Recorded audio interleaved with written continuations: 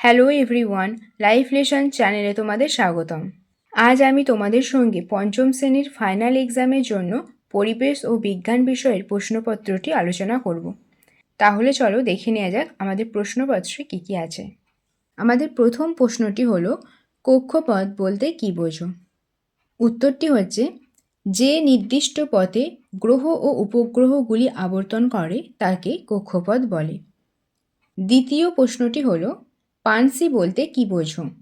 পানসি হলো ছোট ডিঙি নৌকার মতোই লম্বাটে ও হালকা। 3 নম্বর প্রশ্নটি হচ্ছে, পেপার শব্দটি কোন শব্দ থেকে এসেছে? উত্তর হবে, পেপার শব্দটি প্যাপিরাস শব্দ থেকে এসেছে। আমাদের পরবর্তী কোশ্চেনটি হলো, হরপা বান কি? পাহাড়ি অঞ্চলে বৃষ্টি হলে আচমকা বা হঠাৎ যে বন্যা হয় তাকেই হরপা বান বলে। পাহাড়ি অঞ্চলে বৃষ্টি হলে আচমকা বা হঠাৎ যে বন্যা হয় তাকেই হরপা বান বলে। পশ্চিমবঙ্গের প্রধান খনিজ সম্পদ কী? পশ্চিমবঙ্গের প্রধান খনিজ সম্পদ হলো কয়লা। কয়লা আরও একটি নামে পরিচিত, সেটা হচ্ছে কালো হিরে। তোমরা মনে রাখবে, যদিও সেই প্রশ্নটি পরীক্ষায় আসেনি। পরবর্তী প্রশ্নটি হচ্ছে, আইলা কি? আইলা হলো একটি ঝড় যা 2009 সালে হয়েছিল। তার পরের প্রশ্নটি হচ্ছে, একটি জলবিদ্যুৎ কেন্দ্রের নাম লেখো। একটি জলবিদ্যুৎ কেন্দ্রের নাম হলো ভুটানের ঝালং। শেষ যে প্রশ্ন সেটি হচ্ছে, কোন রাসায়নিক পদার্থ জল শোধনে ব্যবহার করা হয়? উত্তর হচ্ছে পটাশিয়াম পারম্যাঙ্গানেট। এছাড়াও পটাশিয়াম পারম্যাঙ্গানেট কিন্তু মাছের ঘা সারাতেও ব্যবহার করা হয়। দেখো, পরবর্তীতে আছে যে সঠিক উত্তরটির মাথায় টিক চিহ্ন দাও। এখন আমরা প্রশ্নগুলো পড়ব এবং সঠিক উত্তরের মাথায় টিক চিহ্ন দেব। পরিবেশ বান্ধব যানবাহন হলো সাইকেল, মোটরগাড়ি, ট্রাক্টর। উত্তরটি হবে সাইকেল। সূর্যগ্রহণ সৃষ্টির জন্য দায়ী পৃথিবী, মঙ্গল নাকি চাঁদ? উত্তর হবে চাঁদ। জীবাশ্ম জ্বালানি হলো সোনা, তামা নাকি কয়লা?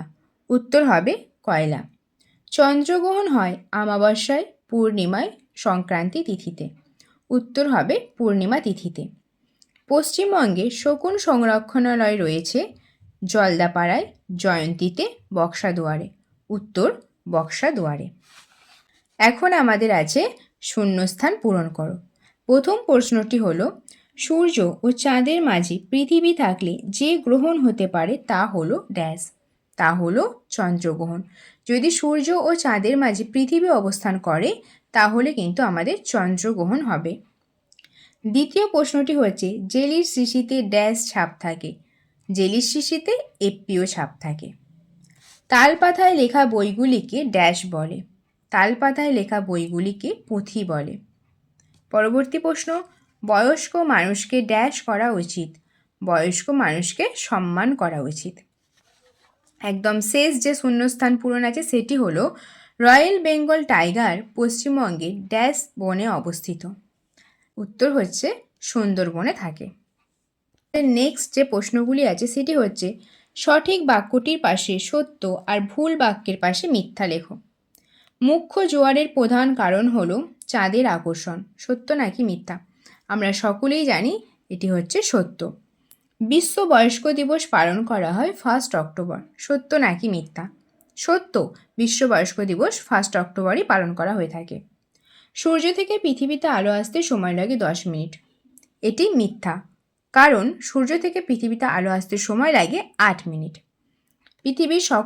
পরবর্তী প্রশ্নটি হচ্ছে, পৃথিবীর সকল শক্তির উৎস সূর্য। সত্য, আমরা সকলে জানি যে আমাদের সকল শক্তির উৎস কিন্তু সূর্য। একদম শেষ কি প্রশ্ন আছে দেখে নিই, ধোঁয়ায় কার্বন মনোক্সাইড গ্যাস থাকে। সত্য, ধোঁয়ায় কার্বন মনোক্সাইড গ্যাস থাকে এবং এটি একটি বিষাক্ত গ্যাস। এখন আমাদের বাম দিকের সঙ্গে ডান দিক তীর চিহ্ন দিয়ে মিলাতে হবে। দেখো, প্রথমে আছে বিষাক্ত গ্যাস, একটু আগেই আমরা পড়ে এলাম।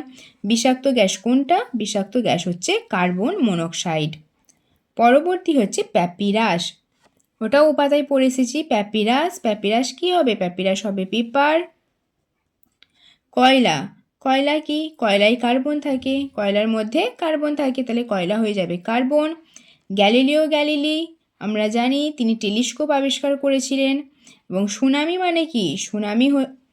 সুনামি হচ্ছে সামুদ্রিক জলোচ্ছ্বাস। আমাদের সুনামিটাই পড়েছিল আর এদিকে পড়েছিল সামুদ্রিক জলোচ্ছ্বাস।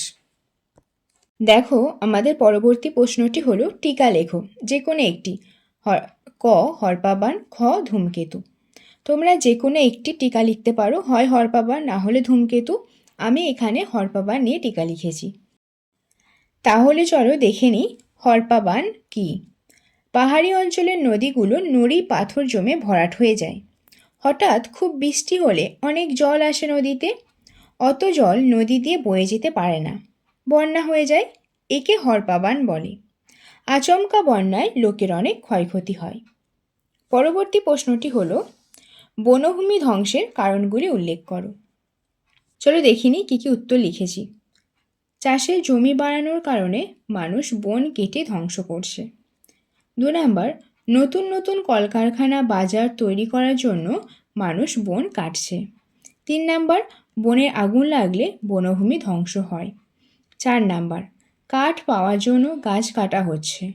এছাড়াও বাড়িঘর নির্মাণ করার জন্যও গাছ কাটা হচ্ছে।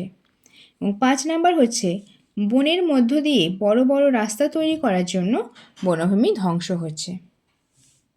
আমাদের পরবর্তী প্রশ্ন হলো প্রচলিত ও অপ্রচলিত শক্তির মধ্যে যে কোনো 3টি পার্থক্য লেখো। প্রচলিত শক্তি, অপ্রচলিত শক্তি। চলো আমরা প্রথম পার্থক্যটি দেখে নিই। যে সকল শক্তি আমরা বহুদিন ধরে ব্যবহার করে আসছি সেগুলিকে বলা হয় প্রচলিত শক্তি।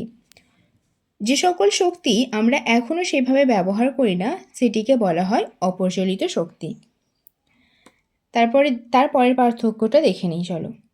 প্রচলিত শক্তি একসময় শেষ হয়ে যাবে, কিন্তু অপ্রচলিত শক্তিগুলো শেষ হয়ে যাবার কোনো ভয় নেই।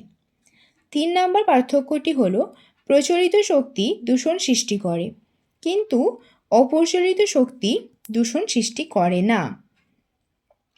এবং একদম শেষে আমি কিছু উদাহরণ দিয়েছি। প্রচলিত শক্তির উদাহরণ হলো কয়লা ও পেট্রোলিয়াম, যেগুলো আস্তে আস্তে ফুরিয়ে আসছে। আর অপ্রচলিত শক্তির উদাহরণ হলো সৌরবিদ্যুৎ, বায়ুশক্তি ইত্যাদি। আজকের ভিডিও আমি এখানেই শেষ করছি। আজকের ভিডিওটি তোমাদের কেমন লাগলো সেটি অবশ্যই কমেন্ট বক্সে জানাবে। তোমরা কোন বিষয়টিকে একটু বেশি ভয় পাও সেটি কমেন্ট বক্সে জানিও। আমি অবশ্যই চেষ্টা করব সেই বিষয়ের প্রশ্নপত্রটি নিয়ে তোমাদের সঙ্গে আলোচনা করার। আজকের ভিডিও তাহলে এখানেই শেষ করছি। দেখা হচ্ছে পরের ভিডিওতে। Thank you.